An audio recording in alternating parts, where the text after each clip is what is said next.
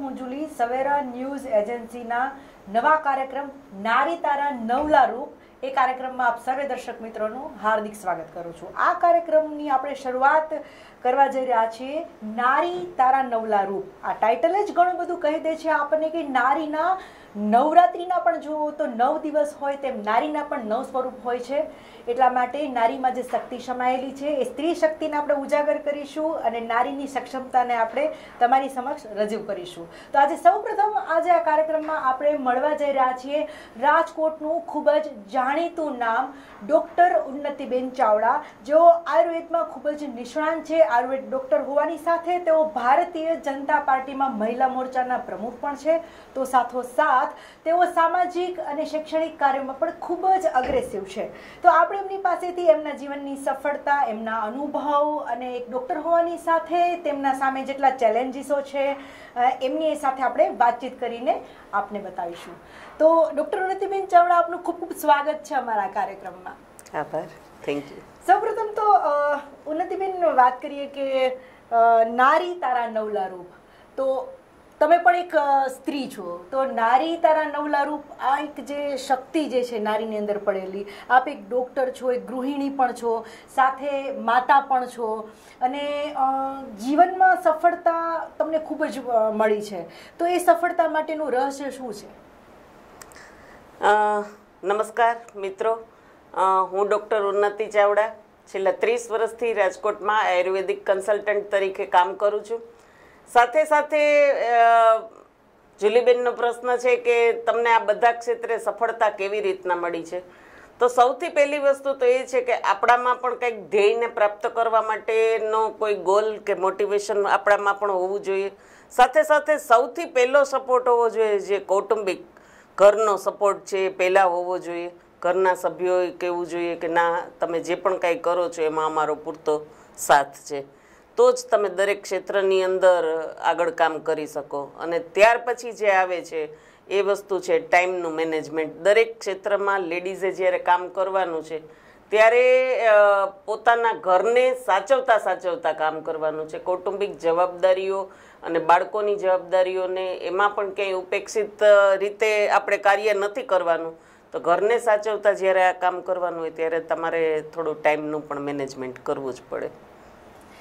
ઉન્નતિબેન, વાત કરીશું ઇન્ડિયા જ્યારે ડિજિટલ 4G તરફ આગળ વધી ગયું છે, હવે તો 5G પણ આવશે, તો સાથે સ્ત્રીની અત્યારે વાત કરીએ તો એજ્યુકેશન, શિક્ષણ કેટલું મહત્વનું છે, અને આપે હમણાં વાત કરી કે શિક્ષિત હોય, શિક્ષણ હોય એ જરૂરી છે, અને ઘર સંભાળતાની સાથે સ્ત્રીઓ ઉપર બધી જ પ્રકારની જવાબદારી આવે, જેમ કે તે હવે પ્રોફેશનમાં પણ ખૂબ જ આગળ, આર્થિક જે વ્યવસ્થા છે તે પણ સંભાળવામાં તે સક્ષમ હોય છે, ઘર પરિવાર સંભાળવામાં પણ સ્ત્રીને કુદરતી ભગવાને બક્ષિસ આપી છે, તો માતા બનવાની સાથે તેઓ બાળકનું પણ સંસ્કાર સિંચવાની સાથે તેમનું જે સિંચન કરતા હોય છે તે પણ બહુ મોટી જવાબદારી, સાથે સામાજિક અને કૌટુંબિક ખૂબ જ મોટી જવાબદારી આવે છે। તો આ બધું બેલેન્સનું, ટાઈમ મેનેજમેન્ટની તમે વાત કરી, તો એમાં શિક્ષણ સૌથી મોટું મહત્વ છે, સમજદારી, તો આમાં કઈ રીતે કામ લેવું જોઈએ કોઈ પણ સ્ત્રીએ?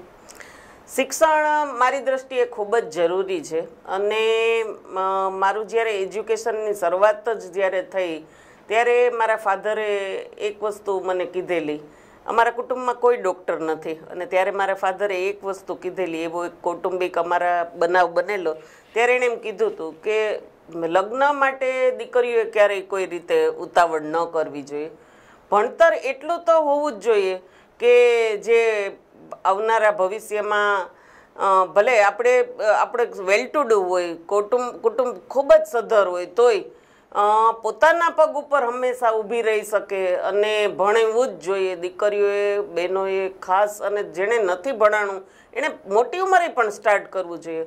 ભણતર છે એ તો આ જમાનામાં ખૂબ જ જરૂરી છે। ખંભે ખંભા મિલાવીને જીવન પણ જીવી શકાય છે, પોતાના કાંઈ પણ શોખ મોજશોખ હાથે હોય તો પણ આપણે ક્યારેક કોઈ હાથ લાંબો કરવો પડતો નથી, અને ક્યારેક એવું પણ બને છે કે અત્યારે એજ્યુકેશન વગેરે બહુ વધારે પડતા હાયર એજ્યુકેશન મોંઘા પણ થઈ ગયા છે, તો ત્યારે આપણે બાળકોને પણ એમાં મદદરૂપ કરી શકીએ છીએ। એટલે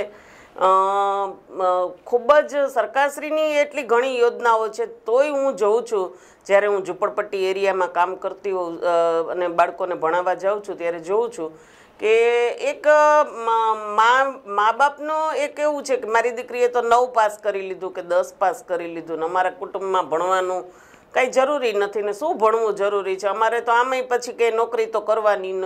એટલે મા બાપની જ આજે કેવી મેન્ટાલિટી થઈ ગઈ છે કે ના ના ભણતર કાંઈ એટલું જરૂરી નથી. અને આપણે જોઈએ છીએ કે સ્ત્રી શિક્ષણ ઘણું મફતે મળી શકે છે, છતાંય આવી એક મેન્ટાલિટી તો કહીએ ને કે પેરેન્ટ્સે જ દૂર કરવી જોઈએ. ભણતર અતિશય જરૂરી છે અને તમામ ક્ષેત્રમાં હું તો એમ કહું છું કે બહેનોએ ભણીને પોતાના પગ પર થવું જ જોઈએ. તો ડૉક્ટર ઉન્નતિબેન ચાવડા જેવા ઉમદા વ્યક્તિ આપણી સાથે જોડાયેલા છે, ત્યારે એક ડૉક્ટર હોવાનો જે એમનો અનુભવ છે તેની પણ આપણે જરૂરથી વાતો કરીશું. ઉન્નતિબેન, તમે એક આયુર્વેદિક ડૉક્ટર હોવાની સાથે સ્ત્રીઓ માટે પણ ઘણા બધા સામાજિક અને સેવાકીય કાર્ય કરો છો. આપ જ્યારે આ સામાજિક કાર્ય કરવા માટે નીકળો છો તો સૌથી મોટો અનુભવ તમે જે હમણાં એક મિશન ચાલુ કર્યું છે અને સરસ ગ્રુપ ચાલુ કર્યું છે, મને લાગે છે મિરેકલ ગ્રુપ, એક નારી શક્તિ ટ્રસ્ટ પણ ચલાવો છો, જેમાં અલગ અલગ બધા પ્રકારની તમે જે કાર્યવાહી કરો છો, તો એ કાર્ય શું છે, તમે સ્ત્રીઓને શું સમજણ આપો છો અને કયા પ્રકારના સેવાકીય કાર્ય આ ટ્રસ્ટના અંદર થાય છે? પ્રેક્ટિસમાં, આયુર્વેદિક પ્રેક્ટિસમાં તો મને 30 વર્ષ થઈ ગયા અને ત્યારે મને એક વસ્તુ હરેક વખતે મારા વિચાર આવતો કે મારા પ્રેક્ટિસ દરમિયાન અને ડૉક્ટરી જીવનમાં ઘણી રીતે સરસ ભગવાને વેલ ટુ ડુ છું અને ઘણું આપ્યું, પણ મેં સોસાયટી માટે શું કર્યું? આ પ્રશ્ન હંમેશા મને મારી પ્રેક્ટિસ દરમિયાન અને એમ થતું કે આપણે ડૉક્ટર છીએ, એક ચેમ્બરની અંદર એસીમાં પેશન્ટ આવે, મળીએ અને તપાસીએ, આપણું જ અર્નિંગનું વિચારશું. ત્યારે એવા પણ જીવનમાં અમુક ઇન્સિડન્ટ થયા કે મેં જોયેલું છે કે ભણેલ ગણેલ વ્યક્તિ પણ પોતાના જીવનમાં કોઈ સેટબેકથી એકલી થઈ જતી હોય છે. અમુક જીવનના અમુક ક્ષેત્રે એને પણ કોઈ સાથ સહકાર અને સધિયારાની જરૂર છે. મેં એવા પણ ઉચ્ચ શિક્ષણ પામેલી સ્ત્રીઓ જોઈ કે એના જીવનમાં ક્યારેક ક્યારેક એવો સેટબેક આવે કે એ નથી કોઈને કહી શકતી, નથી પોતે રહી શકતી અને એ નિર્ણય યા તો મોતમાં પરિણમે છે અને અથવા તો એના છૂટાછેડામાં કે ડિવોર્સમાં પરિણમે છે. એવા છેલ્લા નારી વિકાસ સમિતિની મેં જ્યારે શરૂઆત કરી ત્યારે 8 વર્ષ પહેલાં એવા 2-4 ઇન્સિડન્ટ જોયા કે એવું નથી કે જે કાંઈ પ્રશ્ન આવે છે ગરીબ લેવલના જ બહેનોમાં આવે છે અને ઉચ્ચ શિક્ષણ પામેલા ઘરની અંદર મેં આવા જ્યારે પ્રશ્ન જોયા ત્યારે મને એમ થયું કે મહિલાઓનું પણ એક એવું સંગઠન હોવું જોઈએ કે જ્યારે અમુક વસ્તુ કંઈ મા બાપને ન કહી શકાય અથવા તો જ્યારે પોતે પોલીસ કેસ ન કરવો હોય અને પોતાના પ્રશ્નને કોકની સાથે રજૂ કરવો હોય તો એક મિત્રતાના દાવે એક સ્ત્રી સાથે સ્ત્રી બેસીને વાત કરી શકે, એટલું તો ક્યાંક એ પોતાનું હૃદય ખોલીને વાત કરી શકે એવું તો કોઈક માધ્યમ હોવું જોઈએ. અને ત્યારે અમે ડૉક્ટર બહેનોએ એક એવું નક્કી કર્યું કે આપણે આપણા ડૉક્ટરી જીવનમાં તો ઘણું કરીએ છીએ પણ એક આપણે એવું સંગઠન બનાવીએ કે તમામ જે ક્ષેત્રની જે આગળ પડતી મહિલાઓ છે અને હાઉસવાઈફ પણ ભલે એમાં જોડાય.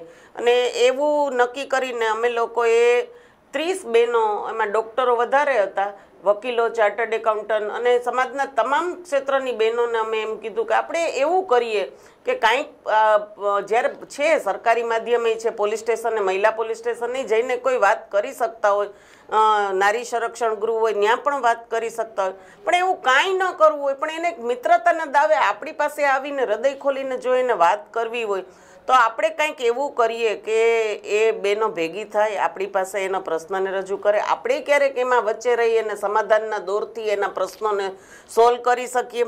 તો ત્યારે અમે આજથી 7 વર્ષ પહેલાં નારી વિકાસ સમિતિ કરીને એક સંસ્થાની શરૂઆત કરી અને એ ટ્રસ્ટને અમે રજીસ્ટર કરાવ્યું અને એમાં અમે લોકોએ એવી રીતે કામ કર્યું કે આપણે આપણા ડૉક્ટરી કાર્ય જે છે કે જેમાં આપણે 8 કલાક આપીએ છીએ એવું તો બની શકે ને કે અઠવાડિયે કે 15 દિવસે આપણે 2 કલાક માટે સામાજિક કાર્ય માટે તો આપણે આપી શકીએ ને.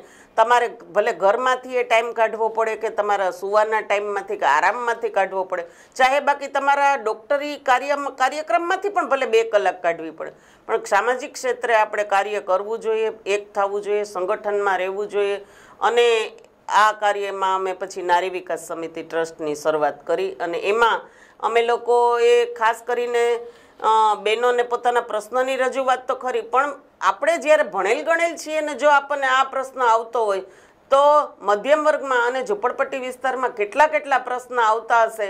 તો આપણે એવું કરીએ કે એક છેવાડાના માનવીથી ઝૂંપડપટ્ટીમાં જઈને જોઈએ કે શું ત્યાં બહેનો ભણે છે, ત્યાંના બાળકો છે એ ભણવા જાય છે, એ કામ કરે છે, એના પતિની કાંઈ મારઝૂડ કે દારૂ પીને કોઈ તોફાન કરવા એવું કશું કાંઈ છે, શું કરે છે. દરેક નીચેના સ્તરથી કામ ચાલુ કરીને આપણે ઉપર સુધી જો પહોંચશું તો આપણને આમાં સફળતા મળશે. ત્યારે અમને અંદાજ આવ્યો અને અમે તમામ ક્ષેત્રમાં જ્યારે જવા માંડ્યા ત્યારે અમે જોયું કે રાજકોટમાં 85 ઝૂંપડપટ્ટી છે. આપણે એમ કહીએ કે 85માં તમે ન જઈ શકો, પણ 2-3 એરિયા તો એવા લ્યો કે જેની અંદર તમારે આ બધા પ્રશ્નો તમારી સામે આવે છે અને એમાં આપણે જઈને કામ કરીએ. ત્યારે એવા વિસ્તારની અંદર તરત ઝૂંપડપટ્ટીના માણસો આપણને નજીકની બધી વાત કરવા નથી માંડવાના. એને પણ આપણે એની પાસે અવારનવાર જવું પડશે, એની પાસે સમજવું પડશે, બેસવું પડશે. ત્યારે સૌથી પહેલી શરૂઆત આપણે એમ કરી કે આપણે એવું કરીએ કે એના બાળકોને પહેલાં તો ભણાવવાનું ચાલુ કરો. એને પૂછો કે ભણે છે કે નહીં, રોજ રેગ્યુલર સ્કૂલ જાય છે કે નહીં, એને અભ્યાસમાં કંઈ ઘટે છે, શું ઘટે છે, આપણાથી દઈ શકાય એવું આપણે એને આપણા અર્નિંગમાંથી, અમે કંઈ ડોનેશન માગવા નથી જતા, અમારા જ અર્નિંગમાંથી અમે લોકો કંઈક ને કંઈક કાઢીને દેતા હોય છે, બાળકોને ખુશ કરતા હોય. તો બાળકોની ખુશી સાથે સાથે એમની માતાઓ પણ અમારી સાથે જોડાતી ગઈ. કોઈ ભણવા માટે રાજી થઈ તો કોઈ કે અમને કોઈ એવી તાલીમ આપો કે જેમાં અમે લોકો કંઈક શીખીએ, નવું જાણવા મળે. દીકરીઓ જે ડ્રોપઆઉટ હતી એને શું કામ ડ્રોપઆઉટ કરીને શું કામ ભણવા નથી મોકલતા. આવા અનેક પ્રશ્નની સાથે સાથે 2-3 વર્ષે એ લોકો અમારી એકદમ નજીક આવતા ગયા અને અમે એના પ્રશ્ન સાથે જોડાતા જઈએ, એને પૂછીએ. તો આ રીતના અમે નારી વિકાસમાં ઝૂંપડપટ્ટી લેવલે પણ કામ કરીએ છીએ. તો ખૂબ જ ઉમદા કાર્ય કરી રહ્યા છે ડૉક્ટર ઉન્નતિબેન ચાવડા, જેઓ સાક્ષરતા મિશન ચલાવીને ખૂબ જ ઝૂંપડપટ્ટીમાં જે રહેતી મહિલાઓ, દીકરીઓ, બાળકો જે છે તેમને શિક્ષિત કરવાની સાથે સાથે તેમના જે મૂંઝવતા સામાજિક કૌટુંબિક પ્રશ્નો છે તેનું કાઉન્સિલિંગ કરે છે. અને ખાસ કરીને એવી બહેનો પણ આગળ આવે છે કે જેમને કંઈ રાહ ન દેખાતી હોય અથવા કોઈ રસ્તો ન દેખાતો હોય ત્યારે ખડે પગે ડૉક્ટર ઉન્નતિબેન ચાવડાને તેમની સાથે જે જોડાયેલું ગ્રુપ જે છે આખું નારી ગ્રુપ, નારી શક્તિ ગ્રુપ જે છે, નારી વિકાસ સમિતિનું ગ્રુપ, તો આવા બધા સુંદર મજાના કાર્ય કરતા હોય છે. ઉન્નતિબેન, એક પ્રશ્ન હું પૂછીશ કે શિક્ષિત કરવું કે શિક્ષિત હોવું એ આખો અલગ પ્રશ્ન થઈ ગયો, પણ દરેકને આજ આર્થિક જેને કહી શકાય વ્યવસ્થાની જરૂર હોય છે. તો બહેનો માટે આપણે કોઈ એવી વ્યવસ્થા કે એવે તમે કયા કાર્ય કરો છો કે જેમને થોડુંક શિક્ષિત થયા પછી અથવા તો એમની પાસે કંઈ કામ ન હોય તો સ્વનિર્ભર રહી શકે? મહિલા જે લોકો બહુ ભણેલા નથી એવા બહેનો, ખાસ કરીને ધારો કે એમની ઉંમર 35 કે 40 વર્ષની જોલી બેન થઈ ગઈ હોય તો એવા બહેનોને અમે તાલીમ એ આપીએ કે ધારો કે એમને કોઈ બ્યુટી પાર્લરનો કોર્સ કરાવીએ અથવા તો જો થોડું ઘણું ભણેલા હોય તો આગળ કોમ્પ્યુટરમાં કે એમાં એમને રાખીએ. હું ડૉક્ટર છું તો મને ઘણા એમ પૂછતા હોય કે અમારા હોસ્પિટલમાં કે લેબોરેટરીમાં કોઈ પણ જગ્યાએ માણસોની જરૂર છે તો એવા બહેનોને ત્યાં પણ અમે કામે ચડાવતા હોઈએ છીએ.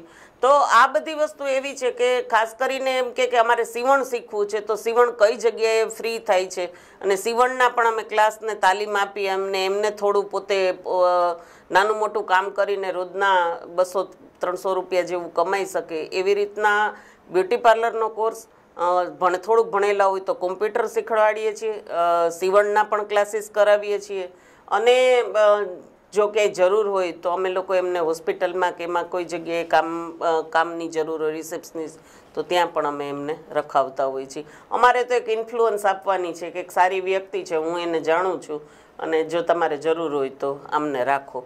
તો એટલું કરવાથી જો કોઈને કાંઈ કામ મળતું હોય તો એ અમને ઘણો સંતોષ થાય છે આ બાબતે. ઉન્નતિબેન ખૂબ સરસ મજાનું કામ કરે છે. એક મધ્યમાં રહીને કોઈને કામ કરવું, પુણ્યનું કામ કરવું, અને ખાસ કરીને જ્યારે કોઈ સ્વનિર્ભર થવા માંગતું હોય ત્યારે અનેક સપનાઓ પણ હોય કે હું પણ કંઈક કરું છું, પણ ઘણા બધા ચેલેન્જીસ આવતા હોય છે. આપ જ્યારે સ્લમ એરિયાની વાત કરો છો, ઝૂંપડપટ્ટીમાં, તો ઘણી વખત એવું બને કે ત્યાં મારઝૂડ, જેમ કે દારૂ પીવાનું લક્ષણ જે છે, વ્યસન છે, તેવું બધું ખૂબ જ કોમન હોય છે આ બધી બાબતો. તો તેમાંથી આપ જ્યારે ઝૂંપડપટ્ટીમાં જાઓ છો, બાળકોને ભણાવવાનું આજે ઉમદા કાર્ય કરો છો, તો ઘણા બધા ચેલેન્જીસ આવતા હશે આપને પણ. તો આ ચેલેન્જીસમાંથી પણ પસાર કરીને સ્ત્રી જ્યારે જજુમીને બહાર નીકળવાનું કરે, તો સૌથી પહેલાં તો હું વાત કરીશ કે આપ ભારતીય જનતા પાર્ટીમાં પણ એક મહિલા મોરચાના પ્રમુખ છો. તો નારી સુરક્ષાની વાત કરીએ તો આપ એ પણ કોઈ શિક્ષણ આપો છો કે જ્યારે કોઈ જોબ માટે જાય અથવા તો કામ માટે નીકળતી હોય, બહાર નીકળતી હોય, તો એટલી પછાત હોય છે કે એમને કશો ખ્યાલ નથી હોતો. તો નારી સુરક્ષા કેટલી જરૂરી છે, ને આપણને રાજકોટની અંદર જોઈએ તો કેટલા હદ સુધી આપણને નારીનું જે સુરક્ષા છે તે છે? જુલીબેન, ખાસ તો આ જેમ તમે કીધું કે ઝૂંપડપટ્ટી વિસ્તારમાં જાઓ ત્યારે આવા કોઈ પ્રશ્ન સામે આવે છે. એક વખત અમે લોકો બાળકોને ભણાવી રહ્યા હતા અને ત્યારે થોડી જ વારમાં, જેને કહેવાય કે 2 થી 3 ફૂટની લાકડી તો ન કહી શકાય કે પણ એક જાડો દંડો જેને કહી શકાય, એવા દંડાથી એક ઝૂંપડપટ્ટી વિસ્તારનો જ એક ભાઈ છે ત્યાં એમના પત્નીને મારી રહ્યો હતો. દારૂ પીધેલો હતો, ખૂબ જ દારૂ પીધેલો હતો અને મારી રહ્યો હતો. પણ વાઈફ એની સામે કોઈ પ્રતિકાર નહોતી કરતી અને એ માર ખાઈ રહી હતી એમ કહી તોય પણ ચાલે. એવા સમયે દારૂ પીધેલી વ્યક્તિ સાથે તો આપણે શું વધારે વાત કરીએ, પણ મેં તરત જ એ ટાઈમે, ત્યારે જ હજી ગગનદીપ ગંભીર મેડમ અહીંયા સુપરિન્ટેન્ડન્ટ ઓફ પોલીસ SP હતા અને ત્યારે 181નું લોન્ચિંગ હજી થયું જ હતું. તો ત્યારે અમે તરત જ 181માં મેં ફોન કર્યો અને સમજો કે 5 થી 7 મિનિટમાં ગાડી આવી ગઈ અને ઓલા જે દારૂ પીધેલી વ્યક્તિને આપણે તો કાંઈ નથી કહી શકાતું. ત્યારે અમે કીધું કે ભાઈ આ બરાબર તમે નથી કરતા, પણ એ આપણને શું જવાબ આપે એ તો આપણે સમજીએ છીએ. પણ 181એ આવીને તરત જ એમને બેસાડી દીધો ગાડીમાં અને બાઈને ત્યારે અમે સમજાવ્યું કે આવી કોઈ પરિસ્થિતિ હોય ત્યારે સરકારશ્રીની પણ આવી યોજનાઓ છે અને તમારે પોલીસમાં બોલાવાય અને કરાય. એટલે આ વસ્તુ મેં ત્યારે એને પૂછ્યું કે શું આનું કારણ શું હોય છે ને ઝઘડાનું કારણ શું હોય છે. પણ ઘણી વખત આવા વિસ્તારમાં એવું પણ બનતું હોય છે કે જ્યારે લેડીઝ કાંઈ કમાઈને લઈ આવે છે તો હસબન્ડ છે એમની પાસેથી પૈસા લઈ લેવા માટે પણ આવા મારઝૂડ કરતા હોય છે. પણ આવા સમાજને આપણે એ રીતે પણ જાગૃત કરવો પડે છે કે ભાઈ આ રીતના જ્યારે કાંઈ પ્રશ્ન થાય ત્યારે મૂંગા મોએ માર સહન કરવાની બદલે આવી પણ સરકારશ્રીની યોજનાઓ છે કે જેનો તમે લાભ લ્યો અને કંઈક કરો તમે આગળ. માર ખાવું એ જ એનો અંતિમ ઉપાય નથી હોતો, સમજાવી શકીએ છીએ અમે. અને ત્યારે આપણને એમ થાય કે ના, આપણે જ્યારે કંઈક કરીએ છીએ કે ભલે આપણે તો એક ફોન કર્યો છે પણ એક સંતોષકારક કામ કર્યાનો અમને પણ આત્મસંતોષ થાય છે. તો આપણે જોયું ને કે કોઠાસૂઝથી પણ ઘણી વખત આપણી અવેરનેસનો અભાવ હોય છે, આપણને કોઈ જાણકારી હોતી જ નથી, જેના કારણે આપણે ઘણું બધું સહન કરતા હોઈએ છીએ. તો ઉન્નતિબેનનું કહેવું છે કે સહન કરવા કરતાં ગીતામાં પણ લખેલું છે કે જો તમે ખોટું સહન કરો એ પણ પાપ જ છે અને એ પણ તમારી ભૂલ છે. તો ખરેખર ત્યારે આવા જ્યારે આપણી સાથે જુલ્મ થતા હોય તો એની સામે આપણે પ્રતિશોધ કરવો જ જોઈએ અને તેનો વિરોધ કરી અને કોઠાસૂઝથી કામ લેવું જોઈએ. કોઈ કાનૂન હાથમાં લેવાની જરૂર નથી, પણ જે કોઈ યોજનાઓ છે તેને સમજવી પડે. તે યોજનાઓ આપણને કેટલી કામ લાગી શકે છે તેની જાણકારી પણ આપણે ખુદે જ મેળવવી પડે. ત્યારે આવું સરસ કામ કરીને ઉન્નતિબેન જેવું ચલાવી રહ્યા છે ગ્રુપ, તો આપણને ખૂબ જ આનંદ થાય કે એ લોકોને એટલી બધી મદદ મળી રહેતી હોય છે. ઉન્નતિબેન, એક ડૉક્ટર હોવાની સાથે આપ એક નૈતિક ફરજ તો નિભાવો છો, સામાજિક જવાબદારી પણ આપ એક સરસ સાથે લીધી છે, શિરમોર જવાબદારી લઈને કામ કરી રહ્યા છો અને ઘરમાં પણ આપને ઘણું બધું સંચાલન કરવું પડશે. મને અહીં આપ એક કહો કે એક ગૃહિણી, એક પ્રોફેશનલ કેરિયર, એક ડૉક્ટર હોવાની સાથે, એક માતા હોવાની સાથે સ્ત્રીની સાચી સફળતા શું હોય છે? સાચી સફળતા શું હોઈ શકે? બધા ક્ષેત્રની અંદર સંતુલન જાળવી અને પોતાનું કાર્ય કરવું અને ઘર પણ વ્યવસ્થિત ચલાવવું, સમાજને પણ આપણે ઉપયોગી થવું અને આપણા ડૉક્ટરી ક્ષેત્રમાં પણ જેને કહે છે કે આપણે અર્થોપાર્જન માટે કરીએ છીએ ત્યાં પણ આપણે નૈતિકતાથી ફરજ બજાવવી, એ દરેક ક્ષેત્રનું સમતોલન જાળવવું એ જ જીવનની સફળતા હોય છે. ડૉક્ટર આપણી સાથે છે તો આજે આપણે ડૉક્ટર હોવાની સાથે તેમનો લાભ લઈશું કે એલોપેથી અને આયુર્વેદિક, આપ આયુર્વેદિક ડૉક્ટર છો તો મને એ જણાવો કે જનરલી આજકાલ આયુર્વેદનું ખૂબ જ સૌથી વધારે પ્રમાણમાં જાગૃતિ આવી છે આયુર્વેદ પ્રત્યે અને યોગ પ્રત્યે જાગૃતતા આવી છે, તો શું ફરક છે? કોઈ પણ પ્રકારની ડિસીઝ હોય તો કેવા પ્રકારે આપણે તેની સારવાર કરવી જોઈએ તે પણ આપણા દર્શક મિત્રોને તેના પર આપણે એમને જાગૃતતા આપીશું.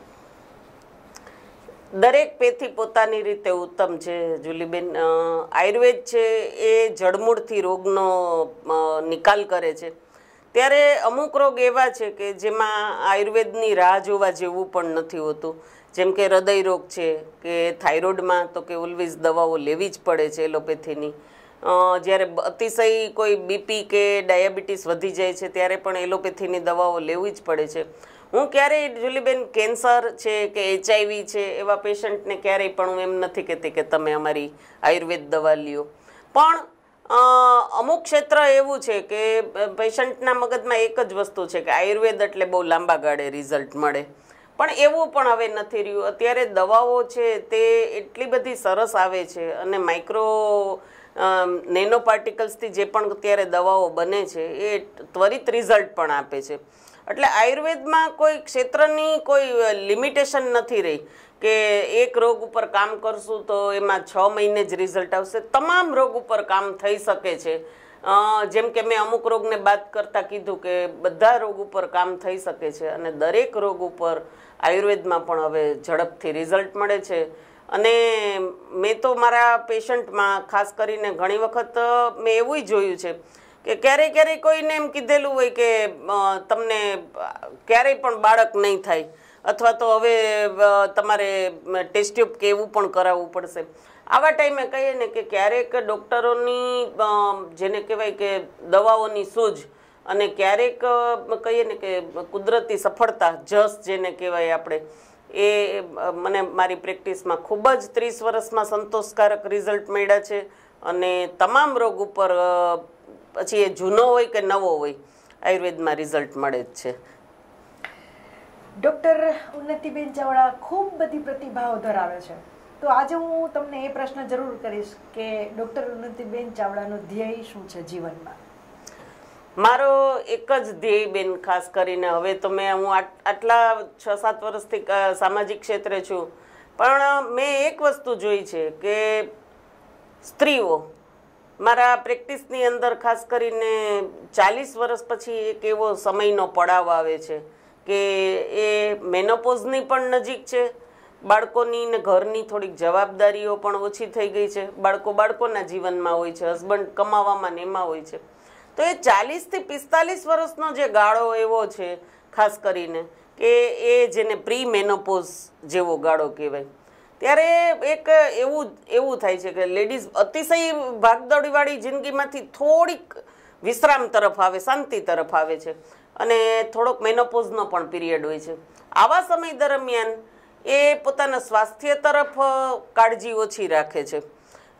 એને એમ થાય કે હવે વજન છે તો કાંઈ મારું ઉતરવાનું નથી, અથવા તો હવે શું બહુ હવે ઉંમર થઈ, મારે શું બહુ એટલું ધ્યાન રાખવાની જરૂર છે, વજન તો ન ઉતરે તો હવે હું જાડી જ છું અને જાડી જ રહેવાની છું, અથવા તો મેનોપોઝ છે ને મારે સારા કપડાં ન પહેરાય કે મારે બહુ તૈયાર ન થવાય અને હું ઉંમરવાળી થઈ. આવું એક પોતે માનસિકતા બાંધતા જાય છે.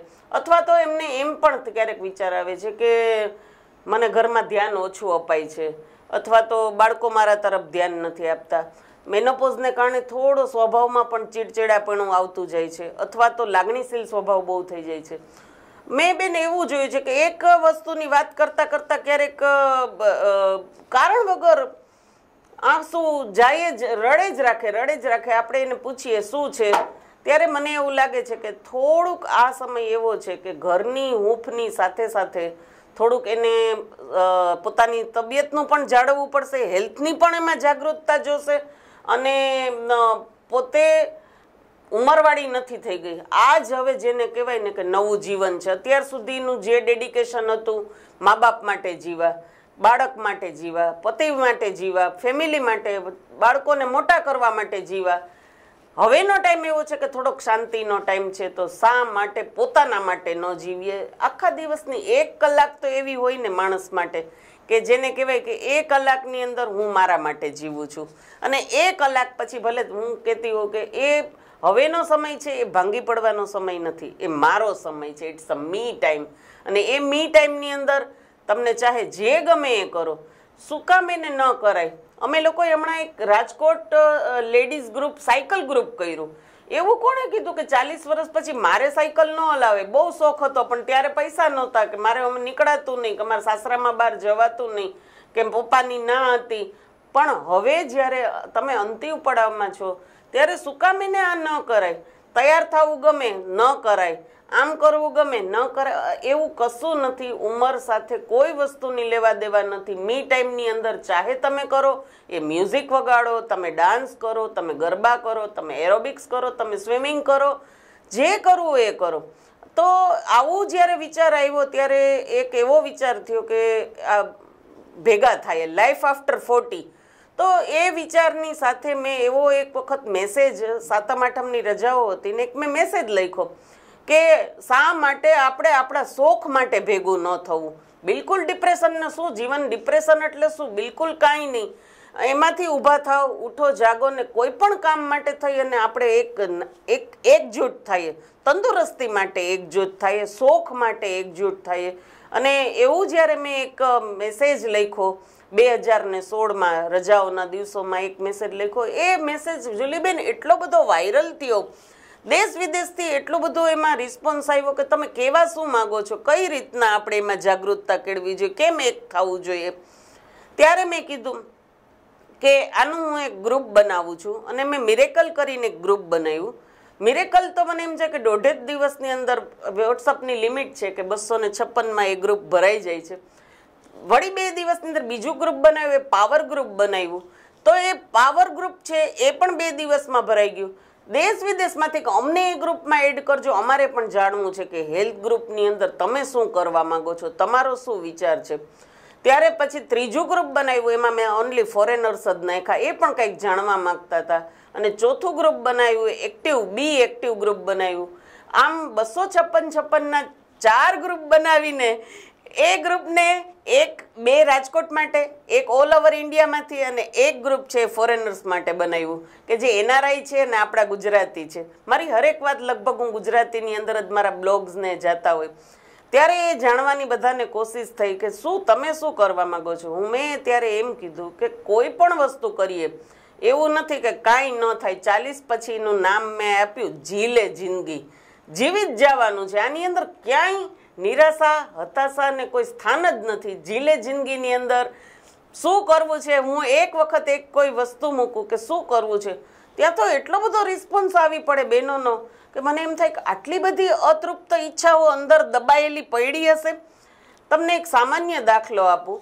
ગઈકાલે મેં ખાલી એટલું જ લખ્યું ગ્રુપમાં, અને ગ્રુપમાં અમે 5-6 જણા બહેનો રેસકોર્સ રિંગ રોડ ઉપર ખીચું ખાવા બેઠા હતા. ખીચું એટલે એક સામાન્ય વસ્તુ છે જુલીબેન, અને લોટ અને પાણીની બનેલી વસ્તુ છે ખીચું. તો એ લોકોને જાણે એમ થાય છે કે તમે અમારા વગર ખીચું કેમ ખાઈ લીધું અને શા માટે ખાધું. તો કે મેડમ આપણે ખીચું પાર્ટી કરવી છે. માણસોને સાંભળીને કદાચ નવાઈ લાગશે કે આવી રીતે કઈ પાર્ટી હોતી હશે, પણ આનંદની મેળવવાની કોઈ લિમિટ નથી હોતી. એનો કોઈ પેલું નથી હોતું કે એના માટે કોઈ ખર્ચો જ જોશે. કે મેં એક ગ્રુપનો નિયમ રાખ્યો છે કે ક્યારેય આ ગ્રુપની અંદર કોઈ પણ પ્રકારે આપણે પૈસા નહીં લઈએ. ક્યારેય આના માટે બસ હેલ્થ માટે મને ટીચરોય મળી જાય છે. એ રીતના યોગા ટીચર પણ એટલા માસ્ટર માઇન્ડ મળે છે, ઝુંબાવાળા મળે છે, એરોબિક્સવાળા પણ મળી જાય છે, પ્રાણાયામ ને યોગાવાળા મળી છે. દરેક ટીચરો આવી અને પોતાનું યોગદાન આપે છે, પોતે શીખવાડે છે. હું તો બધે ક્યારેય નથી 100% હું એકલી તો ન જ પહોંચી શકું, પણ બહેનોમાં ઘણી અતૃપ્ત ઈચ્છાઓ છે અને કોઈને કોઈ સ્વરૂપે મનોરંજનથી, હેલ્થથી, પ્રોગ્રામોથી અમે લોકો બહાર કાઢીએ છીએ. અને મને એમ થાય છે, આ તો થઈ ખુશીની વાત, પણ એક મારો ગોલ ભવિષ્યમાં એવો છે કે જ્યારે પણ એક બહેનો પોતાના જીવનથી અથવા તો કોઈ જેને કહેવાય કે પોતાની નબળી ક્ષણથી કંટાળી જાય અને ત્યારે એમ થાય કે હું મારા પિયરિયામાંય નહીં જઈ શકું અથવા તો માવતરમાંય નહીં જઈ શકું અને પોલીસ સ્ટેશને નથી જવું મારે, ત્યારે મને એમ થાય છે કે એક મારી પાસે એવી કોઈ જગ્યા હોય કે જેનું નામ હું વિસામો રાખું. 2 દિવસ માટે એને કોઈ પ્રશ્ન પૂછવામાં ન આવે કે તને શું થયું, તને તારી કઈ નબળી ક્ષણ, તને કોણે હેરાન કરી, તને કોઈ મારી કે કૂટી, એને કાંઈ ન પૂછો. 2 દિવસ એને માનસિક શાંતિથી આપણી પાસે રહેવા દો. જ્યારે એ એના હૃદયથી ખુલીને જો કોઈ વાત કરે, પછી એ મોટી ઉંમરના હોય અથવા તો જેમ કે મારે હવે વૃદ્ધાશ્રમમાં વયું જવું છે, ત્યારે એ બા ઉંમરના હોય. ગઈકાલે એક બેન મારી પાસે ખૂબ જ રડ્યા. દીકરો નાની ઉંમરમાં ગુજરી ગયો અને દીકરાની વહુ છે 12 જ દિવસમાં જતી રહી, એના પિયર જતી રહી, નાની હતી એટલે એ બી જતી રહી. ત્યારે એને મને કીધું કે બેન મને એમ થાય છે કે મને જીવનમાં કોઈ રસ નથી.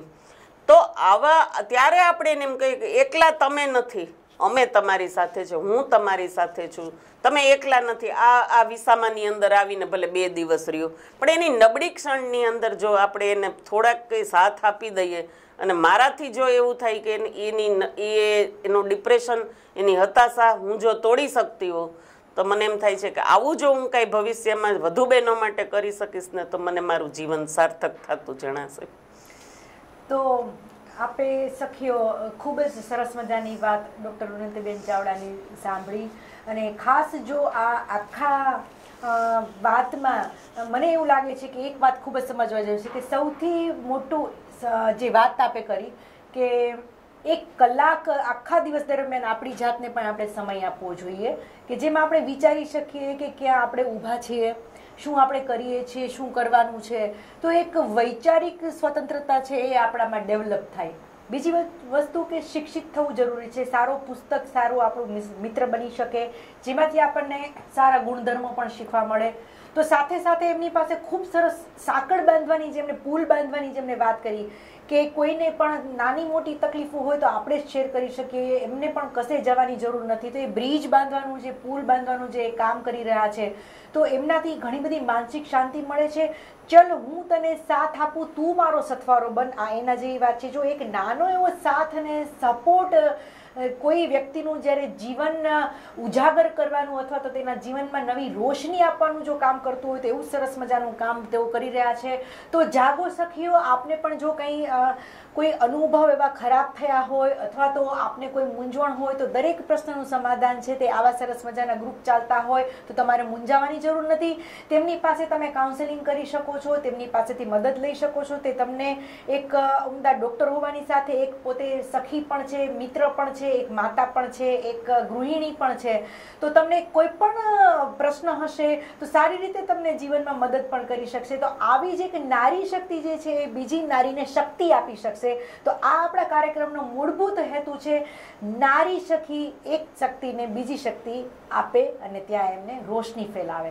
તો નારી તારા નવલા રૂપમાં આવી જ એક અલગ અલગ પ્રતિભાઓને આપણે મળતા રહીશું. તો ત્યાં સુધી આપણે રજા લઈએ તે પહેલા ડૉક્ટર ઉન્નતિબેન ચાવડા આપનો ખૂબ ખૂબ આભાર માનીશ કે સખીઓને તમે ખૂબ સરસ અવેરનેસ આપી કે ભાઈ આપણે સરકારશ્રીની ઘણી બધી યોજનાઓ જે છે એનો પણ લાભ લેવો જોઈએ. માત્ર આપણે એક જાગૃત થવાની જરૂર છે. તો આવી સરસ માહિતી આપવા બદલ આપનો ખૂબ ખૂબ આભાર અને અવારનવાર અમારા આવા કાર્યક્રમમાં ભાગ લેશો અને માહિતી આપતા રહેશો તેવી હું અપેક્ષા રાખું છું. તેમાં માટે આપનો ખૂબ ખૂબ આભાર. આભાર જુલીબેન, આપનો પણ ખૂબ ખૂબ આભાર. આ તકે મને મારા મનની વાત કહેવાની આપે જે તક આપી એ બદલ આપનો, આપની ટીમનો અને સવેરા ગ્રુપનો હું ખૂબ ખૂબ આભાર માનું છું. આભાર. નવી પ્રતિભા સાથે આપણે મળતા રહીશું. ત્યાં સુધી હું રજા લઈશ. નમસ્કાર.